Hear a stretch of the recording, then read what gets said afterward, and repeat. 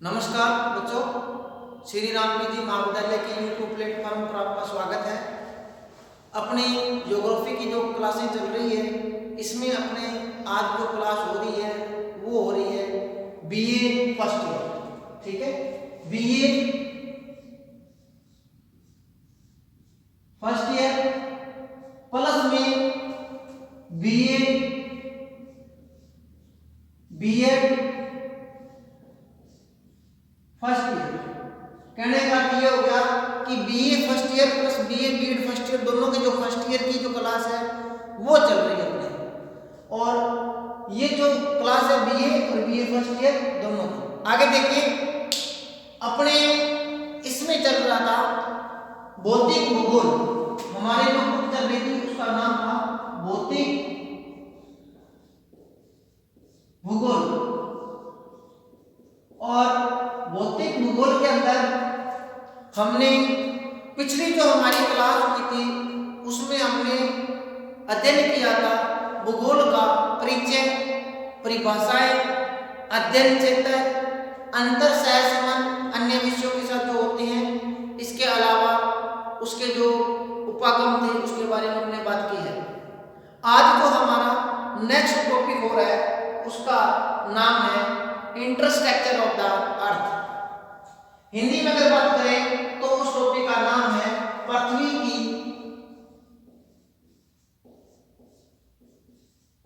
आंतरिक संरचना।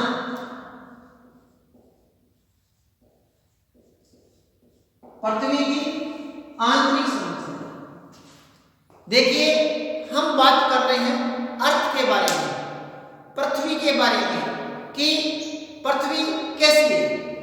देखिए इसका अध्ययन किया जाता है दो प्रकार से। एक तो पृथ्वी कैसे बढ़ी, पृथ्वी की उत्पत्ति कैसे हुई या किन किन कालों में हुई जो बात है, और दूसरी जो है एक है पृथ्वी की आंतरिक संरचना कैसी है, अंदर से पृथ्वी किस प्रकार की है, किन तत्वों से मिलकर बनी हुई है, या वैज्ञानिकों ने जो बताए हैं वो कितने प्रकार की पृथ्वियों को बताया कि कितने प्रकार की तत्वों से मिलकर बनी है। तो उसके बारे में अपने बात करें तो आज का जो हमारा टॉपिक है उसका नाम है पृथ्वी की आंतरिक संरचना। देखिए पृथ्वी की आंतरिक संरचना की अगर बात करें तो सबसे पहले अगर बात करें तो ये हमारी क्या है, पृथ्वी है। इस पृथ्वी के अंदर अगर आपको बताएं तो ऐसा कोई भी आज तक कोई वैज्ञानिक कारण पैदा नहीं हुआ है, ना ही आज तक कोई ऐसा कोई वैज्ञानिक खोज हुई है कि जो पृथ्वी को आर पार कर सके या पृथ्वी के केंद्र तक जा सके, ऐसी कोई भी टेक्निक नहीं बनी है।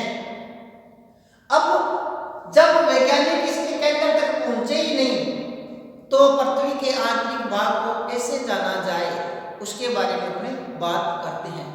एक बात आपको मैं पहले बता दूं, आज तक जो मानवीय प्रयास, वैज्ञानिक प्रयास का जो टेक्निकल यूज किया गया है उसमें 8 किलोमीटर तक ही 8 किलोमीटर तक मानव पृथ्वी की गहराई में 8 किलोमीटर तक जो मानव है या मानव के जो भी प्रयास है या जो टेक्निक है वो 8 किलोमीटर तक मानव पृथ्वी की गहराई में प्रवेश किया है। क्या किया? प्रवेश।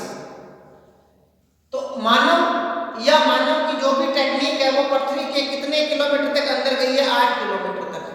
लेकिन आपको ये बात पता है कि पृथ्वी तो बहुत बड़ी है, बहुत बड़ी है। अब 8 किलोमीटर से अंदर जाने से हमें ये थोड़ी पता चलता है कि पृथ्वी कैसी है। अब पृथ्वी के आंतरिक संरचना के बारे में अगर अपने बात करें तो दो तत्वों को ध्यान में रखा जाता है या दो प्रकार के साधन का इस्तेमाल किया जाता है। उस साधन की अगर अपने बात करें तो वो कौन से हैं? देखिए पृथ्वी की आंतरिक संरचना को जानने के लिए हमारे पास दो साधन हैं। एक है अप्राकृतिक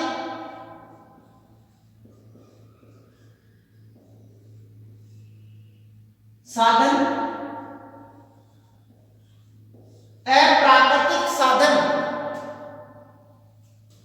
या जिसको अपने बात करें अप्रत्यक्ष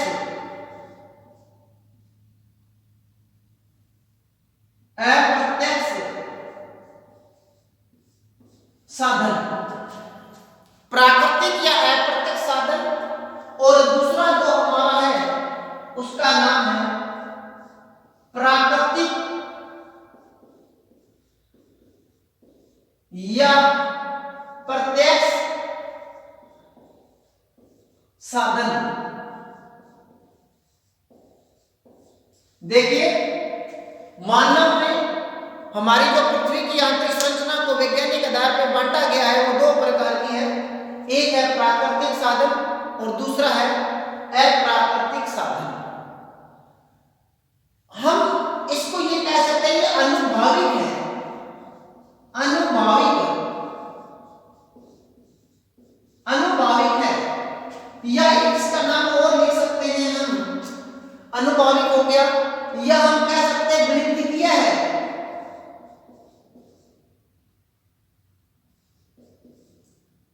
या हम कह सकते हैं गणितीय प्रणाली पर आधारित है, या हम इसको कह सकते हैं अनुभव के द्वारा व्यक्त किया जाता है कि पृथ्वी अंदर से कैसी है।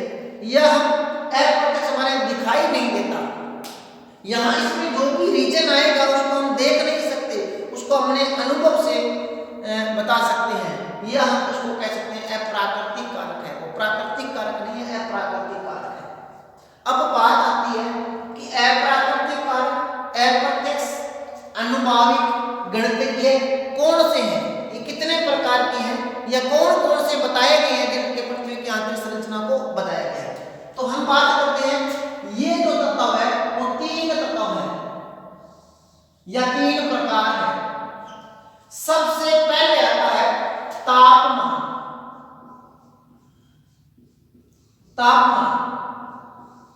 तापमान के आधार पर पृथ्वी के आंतरिक भाग का वर्णन किया गया है, या पृथ्वी के आंतरिक भाग को व्यक्त किया गया है। जो मूल कारण है तापमान, कि तापमान के आधार पर अनुभव लगाया गया कि पृथ्वी अंदर से कैसी है। दूसरा जिसका था घनत्व, घनत्व के आधार पर पृथ्वी की आंतरिक संरचना का पता लगाया है। और तीसरा है दबाव। तो हम कह सकते हैं कि पृथ्वी के जो अप्राकृतिक कारक है, या प्रत्यक्ष कारक है, या अनुभाविक कारक है, या गणितीय जो कारक है, वो तीन प्रकार के हैं। एक तापमान, दूसरा घनत्व और तीसरा दबाव, प्रेशर, डेंसिटी, प्रेशर और टेम्परेचर। ये तीन प्रकार के कारक बताए गए हैं जो पृथ्वी के आंतरिक संरचना को जानने के लिए अप्राकृतिक कारक है। हम इन तीनों के डिटेल से बात करेंगे। इससे पहले आपको थोड़ा सा मैं बता दूं कि प्राकृतिक कारक कौन से हैं। जो प्रकृति में घटित होने वाली घटनाएं हैं उनको अपने यहाँ पर लिया गया है। प्राकृतिक में घटित होने वाली घटनाएं कौन कौन सी है, ये कितने प्रकार की है? इसमें तीन प्रकार के हैं। एक तो है ज्वालामुखी, और दूसरा है भूकंप, और तीसरा है उल्कापात, या इसको कह सकते हैं उल्काएं या उल्कापात। तो प्राकृतिक कारक या प्रत्यक्ष जो कारक है हमारे, वो कितने प्रकार के हैं? तीन प्रकार के हैं। पृथ्वी की आंतरिक संरचना को जानने के लिए ज्वालामुखी और भूकंप की सहायता ली जाती है। देखिए, ज्वालामुखी से निकला हुआ जो पदार्थ होता है उसकी हम जांच करके हम देख सकते हैं कि पृथ्वी कैसी है, और भूकंप है उससे आने वाली जो विकिरणें हैं, यह हम कह सकते हैं पृथ्वी में जो तरंगें उत्पन्न होती है उन तरंगों के हिसाब से हम पृथ्वी की आंतरिक संरचना का पता लगा सकते हैं। और अंतरिक्ष में यह हम बात करें ब्रह्मांड के अंदर जो उल्काएं होती है, ग्रहों के बीच में जो गति करती है, वो जब पृथ्वी के ऊपर आके गिरती है तो हम उससे जायजा लगा सकते हैं कि हमारी पृथ्वी किन तत्वों से मिलकर बनी है या कैसे बनी हुई है। तो हम बात करते हैं सबसे पहले टेम्परेचर, तापमान पर। देखिए, तापमान की अगर बात करें तो पृथ्वी पर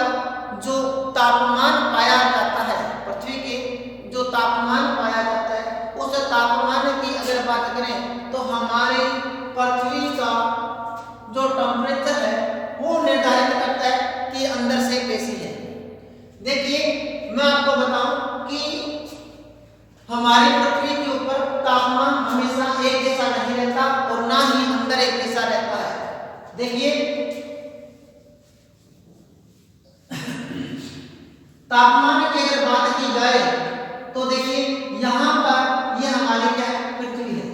और पृथ्वी के दो चीजें ध्यान रखना, अगर आप पृथ्वी की सतह से ऊपर आसमान की तरफ जाते हो या तो इसमें क्या होता है, तापमान में कमी आती है। क्या आती है, कमी आती है। देखिए धरातल से अगर आप आसमान में या ऊपर की तरफ जाते हो तो तापमान में क्या आएगी, कमी आएगी। टेम्परेचर में क्या आएगी, कमी आएगी। और ये जो टेम्परेचर में कमी आएगी इसका जो पैमाना है वो 165 मीटर, धरातल से 165 मीटर ऊपर जाने पर 1 डिग्री सेंटीग्रेड तापमान में कमी आती है। ये ध्यान रखना, पृथ्वी के धरातल से, अपना जो धरातल है इससे ऊपर जाते हैं तो 165 मीटर की ऊंचाई पर जाने पर 1 डिग्री टेम्परेचर में कमी आती है। ये कमी ऊपर जाने से होती है और ये जो कमी है वो सिर्फ सौरमंडल तक ही सीमित है। कहां तक है, सौरमंडल तक। इसका जो प्रभाव है ये जो अपने कैलकुलेट करते हैं ये कहां तक होता है, सौरमंडल तक। इसके बाद ये चेंज हो जाता है। आगे हम बात करते हैं पृथ्वी की आंतरिक भाग में अगर जाएं, पृथ्वी के आंतरिक भाग में अगर प्रवेश करें तो क्या है, 32 मीटर की गहराई पर, 32 मीटर की गहराई पर जाने से नीचे की ओर जाते हैं तो 1 डिग्री टेम्परेचर बढ़ जाता है। ऊपर जाने से क्या होता है, कम होता है। सिर्फ सौरमंडल में होता है, लेकिन पृथ्वी की गहराई पे जाते हैं तो 32 मीटर की गहराई पे जाते हैं तो तापमान क्या हो जाता है, बढ़ जाता है। तापमान बढ़ जाता है तो 32 मीटर की गहराई पे 1 डिग्री तापमान बढ़ जाता है। अब देखिए क्या होता है कि पृथ्वी की जो गहराई है, पृथ्वी की जो गहराई है इसमें हम जब गहराई पे जाते हैं तो टेम्परेचर में बढ़ोतरी शुरू हो जाती है। देखिए मानव 8 किलोमीटर तक अपने वैज्ञानिक तकनीकों के द्वारा नीचे गया है और उसके बाद में क्या होता है, इतना अधिक तापमान हो जाता है कि उसको सहन नहीं कर पाता, तो क्या होता है, तापमान बढ़ जाता है। अब देखिए हम एक अनुमान लगाते हैं कि 50 किलोमीटर की गहराई तक, 50 किलोमीटर की गहराई तक 500 डिग्री सेंटीग्रेड तापमान हो जाता है। सिर्फ 500 मीटर की गहराई, 500 किलोमीटर की गहराई तक 500 डिग्री टेम्परेचर हो जाता है। अब हमारी पृथ्वी का जो केंद्र है वो 6371 किलोमीटर है। अब 6371 किलोमीटर तक अगर अपने नीचे जाएं तो तापमान बहुत ज्यादा बढ़ जाता है। अब देखिए तापमान बढ़ जाता है। अब होता क्या है कि जब हम गहराई में जाते हैं तो तापमान बढ़ता है और तापमान बढ़ता है तो जो भी हमारे पृथ्वी के एलिमेंट्स है नीचे वो किस अवस्था में आ जाते हैं, द्रव अवस्था में आ जाते हैं। अब ये क्या अवस्था में, ठोस। ये किस अवस्था में, ठोस अवस्था में है, जिसे हम कहते हैं स्थल मंडल। क्या कहते हैं, स्थल मंडल। स्थल मंडल किस अवस्था में, ठोस अवस्था में है। लेकिन यहां जो बीच में आता है इसका नाम है मेंटल। ये मेंटल किस अवस्था में है, द्रव अवस्था में है। और ये द्रव अवस्था में आने का जो कारण क्या है, तापमान है। तापमान अधिक होने के कारण, बहुत ज्यादा तापमान होने के कारण किस अवस्था में आ जाते हैं, द्रव अवस्था में आ जाते हैं। आगे पृथ्वी का जो केंद्र वाला भाग है उसके लिए थोड़ा ध्यान रखना। आप ये मत सोचना कि पृथ्वी का केंद्र ज्यादा गहरा है तो वो शायद द्रव अवस्था में होगा। अगर आपसे पूछ ले कि पृथ्वी का केंद्र कैसा है तो वो आपका जो केंद्र है, पृथ्वी का जो केंद्र है वो हमेशा ठोस अवस्था में होता है, क्योंकि इसके बाद यहाँ पे टेम्परेचर माइन्यूट नहीं करता।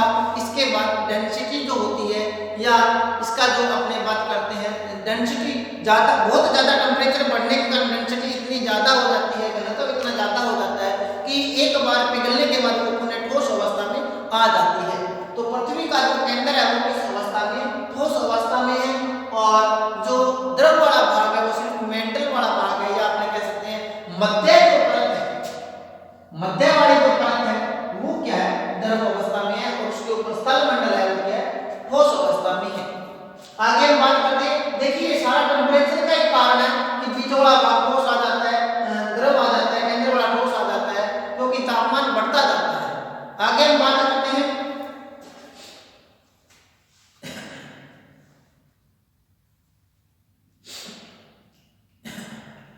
आगे अब हम बात करते हैं, तापमान हो गया। अब देखिए घनत्व, घनत्व की बात करते हैं। तो घनत्व जो डेंसिटी होती है उसके बारे में अगर बात करते हैं, घनत्व, तो जो घनत्व है ये भी क्या है, अलग अलग होता है। ये जो घनत्व है ये अलग अलग होता है। पृथ्वी का घनत्व अलग होता है। यह हम पृथ्वी के ऊपर से स्थल मंडल से केंद्र की ओर जाते हैं तो घनत्व अलग अलग पाया जाता है। देखिए सबसे पहले एक लाइन लिख लीजिए कि पृथ्वी का औसत घनत्व कितना है। पृथ्वी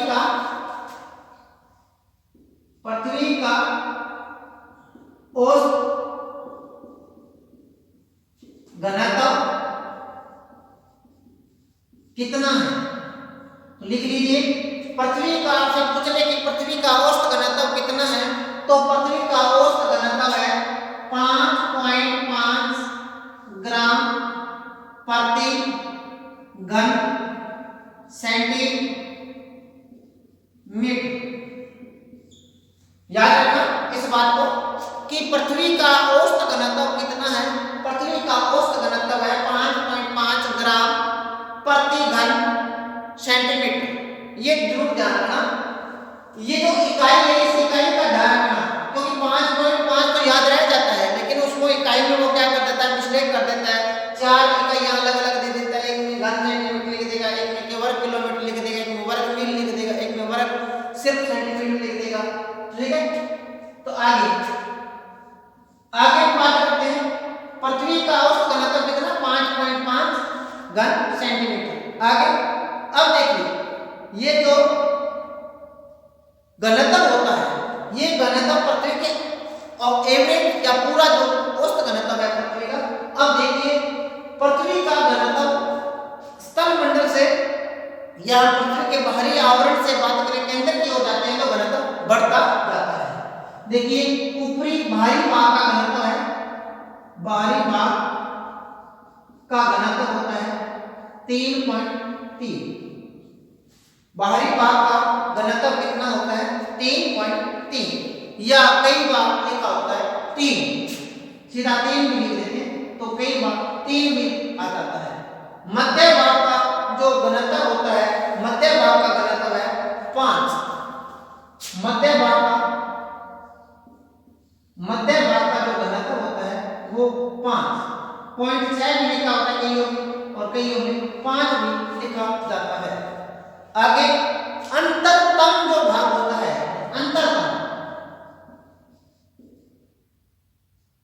अंतरतम जो भाग है, यह हम बात करें केंद्र है, केंद्र का वाला जो भाग है उसकी घनत्व की बात करें तो 11 से लेके 13.5 तक पाया जाता है। 13.5 तक पाया जाता है, 11 से लेके 13.5 तक पाया जाता है। तो कहने का अर्थ ये हो गया कि जो घनत्व होता है वो दबाव से रिलेट करता है, तापमान से रिलेट करता है। तापमान मैंने बता दिया था, जैसे जैसे गहराई बढ़ेगी टेम्परेचर बढ़ेगा तो द्रव अवस्था में चीजें आ जाएगी।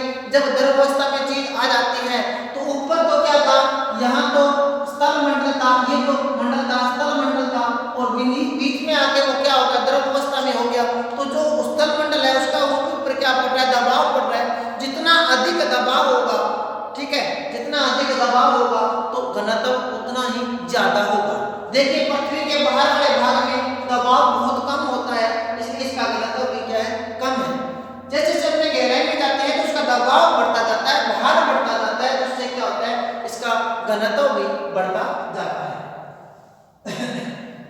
आगे हम बात करते हैं, हमारा जो तीसरा कारक है, हमने तापमान कर लिया, हमने घनत्व कर लिया, अब हम बात कर रहे हैं दबाव की। दबाव में पृथ्वी की आंतरिक संरचना में बहुत ही महत्वपूर्ण भूमिका अदा करता है। देखिए हम यहां लिख रहे हैं दबाव को कहते हैं दबाव।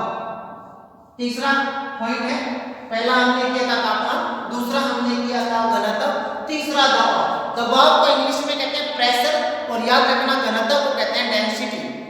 तो दबाव जो होता है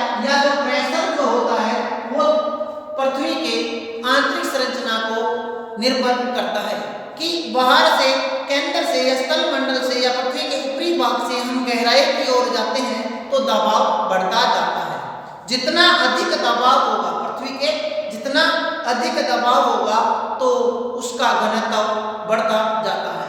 तो दबाव है जो पृथ्वी की बहुत ही महत्वपूर्ण भूमिका अदा करता है।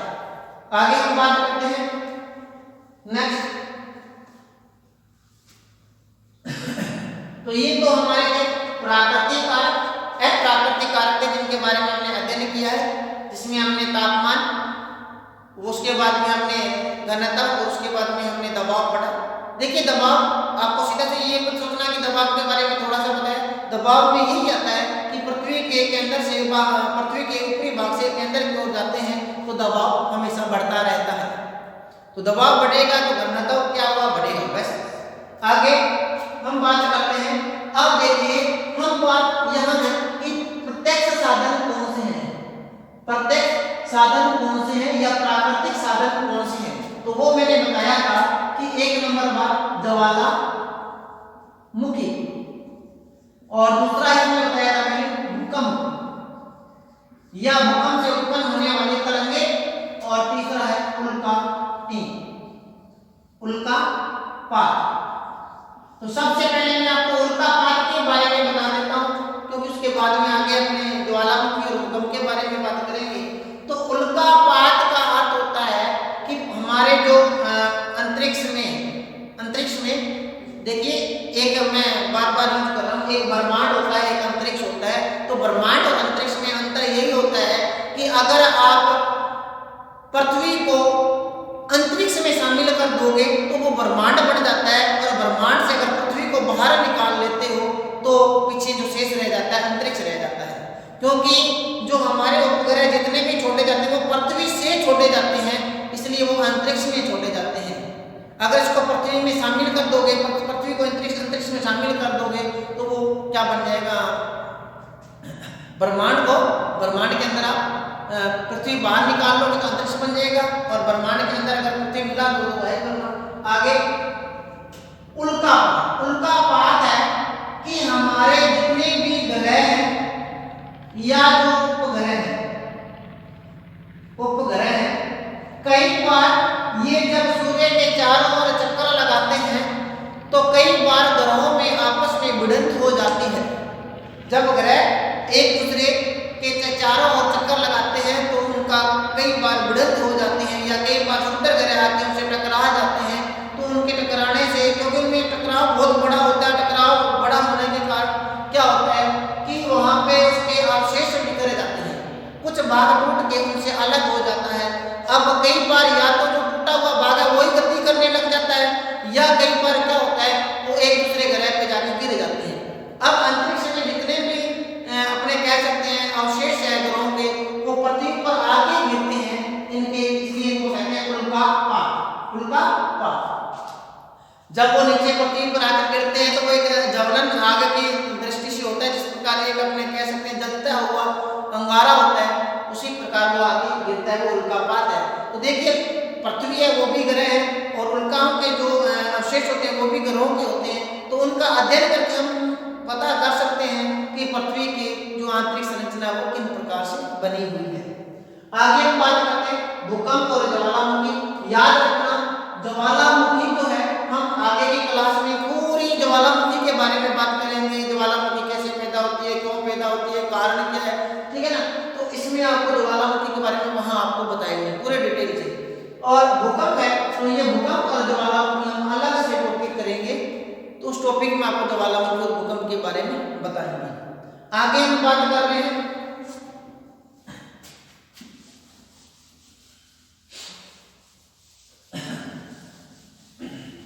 देखिए कुछ विभिन्न प्रकार की परतों के बारे में बताया गया है। विभिन्न प्रकार की परतें, तो पृथ्वी के आंतरिक भाग में विभिन्न प्रकार की परतें पाई जाती हैं, उनकी परतों के बारे में बात करते हैं। पृथ्वी के आंतरिक भाग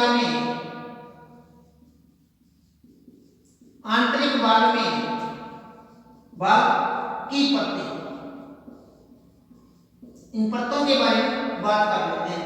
ध्यान रखना, ज्वालामुखी और भूकंप पृथ्वी की आंतरिक संरचना में बताने के लिए काफी महत्वपूर्ण सिद्ध हुई है। जो डिटेल से अपने बात करेंगे वो ज्वालामुखी और भूकंप के टॉपिक में करेंगे, क्योंकि अगर वहां हमको लेके बैठ गए तो क्लास बहुत ज्यादा लंबी चली जाएगी। आगे बात करते हैं पृथ्वी की आंतरिक संरचना के आंतरिक भाग में जो परतें पाई जाती है उस परत के बारे में बात करते हैं। देखिए परतों के बारे में आपने बहुत बार पढ़ा भी होगा, बहुत बार सुना भी होगा कि पृथ्वी के आंतरिक भाग में परतें पाई जाती है। सबसे पहले मैं आपको बता दूं कि परतों का एक वैज्ञानिक थे जिन्होंने रासायनिक वर्गीकरण किया। रासायनिक वर्गीकरण किया था, रासायनिक वर्गीकरण किया था। और इन्होंने जो रासायनिक वर्गीकरण किया था इनका नाम था एडवर्ड सवेस। एडवर्ड सवेस ने पृथ्वी का रासायनिक वर्गीकरण किया। रासायनिक माने पृथ्वी पर पाए जाने वाले, पृथ्वी के अंदर जो पाए जाने वाले तत्व है उन तत्वों के आधार पर उसने क्या किया, पृथ्वी का वर्गीकरण किया।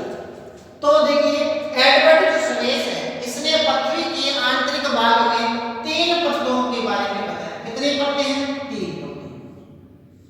3 परतों के बारे में बताया। ये जो 3 परतें बताई थी सवेस ने, बहुत बार आपने सुना है सवेस का पृथ्वी के आंतरिक भागों का वर्गीकरण किया था, तो 3 परतें बताई थी। अब 3 परतें हैं कौन सी उनके बारे में बात कर रहे हैं। तो पहली जो परत बताई थी और उसका नाम था सियार। क्या नाम था? सियार परत। दूसरी जो परत बताई थी इसका नाम था सीमा परत। सीमा परत। तीसरी जो परत थी इसका नाम था नीफे परत। सियार, सीमा और नीफे, ये 3 प्रकार की परतें बताई है। 3 प्रकार की परतें बताई है सवेस ने। अब याद रखना ये जो नाम दिए गए हैं, ये जो नाम दिए इसने, ये नाम दिया इसने इसके पृथ्वी के अंदर जो पाए जाते हैं तत्व, उनकी अधिकता वाले जो है उनके ऊपर बताया।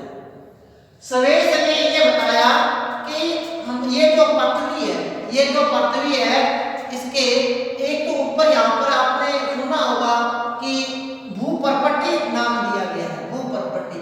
तो ये जो भूपर्पट्टी है, ये भूपर्पट्टी सवेस ने कोई अलग नहीं बताई।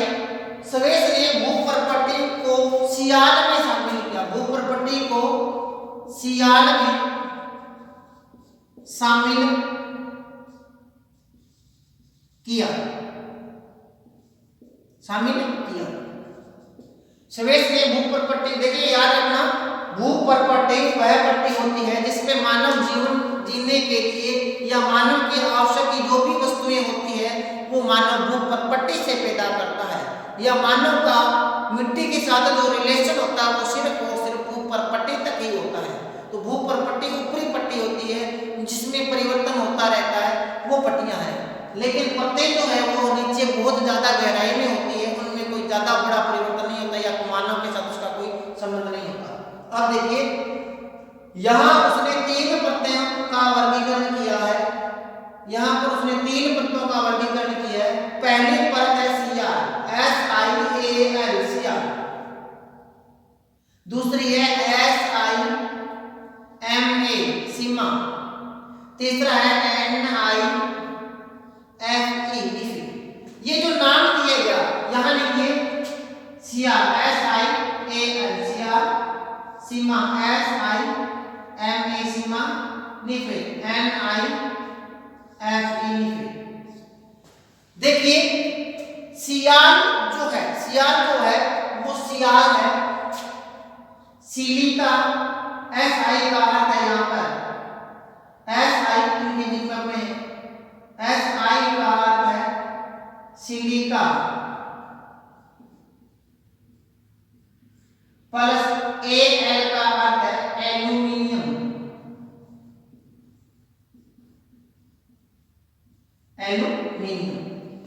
तो पहली जो परत है इस परत में सिलिका प्लस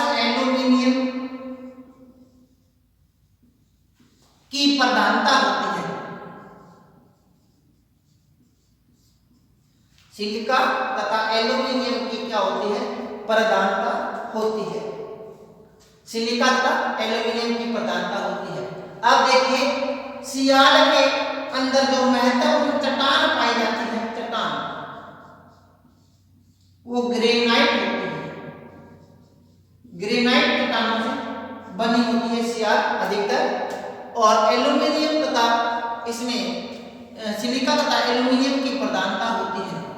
सियाल की अगर घनत्व की बात की जाए तो ये जो घनत्व होता है वो 2.2 से 3 के बीच पाया जाता है। ये क्या है, घनत्व। घनत्व 2.2 से 3 के बीच पाया जाता है। सियाल में सिलिका प्लस एल्यूमीनियम की प्रधानता होती है, और सियाल के अंदर जो चट्टानें होती है वो ग्रेनाइट की होती है। आगे बात करते हैं सीमा। थोड़ा ध्यान रखना, ये जो इनकी जो मोटाई है वो महासागरों में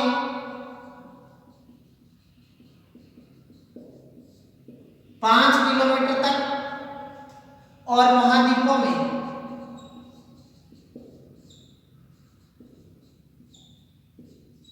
30 किलोमीटर तक पाई जाती है, क्योंकि महासागरों में और इसकी मोटाई घटती बढ़ती रहती है।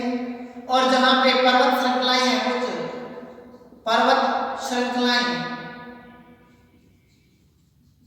वहां ये 100 किलोमीटर तक पाई जाती है ग्रेनाइट चट्टानें। आगे हम बात करते हैं सीमा। सीमा जो है वो 2